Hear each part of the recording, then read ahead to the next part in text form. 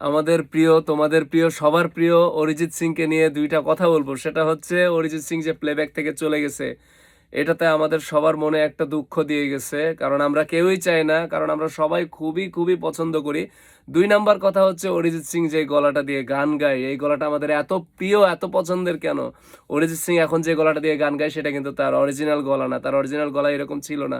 সে গলাকে ভেঙে রেওয়াজ করে চর্চা করে আজকে সে এই পর্যায়ে গেছে।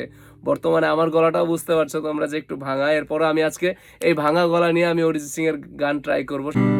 अच्छा चलता हूँ दुआओं में याद रखना, अंधेरा तेरा मैंने ले लिया मेरा, चन्ना मेरे या मेरे या चन्ना मेरे या मेरे या चन्ना मेरे या मेरे या बेलिया।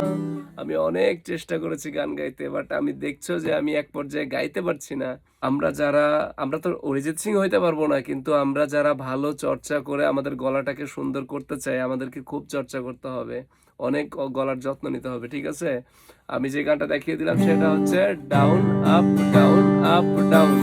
আর এখানে কর্ড ইউজ করেছি জি মেজর, সি8-9, ই মাইনর, এ মাইনর আর ডি মেজর, ঠিক আছে?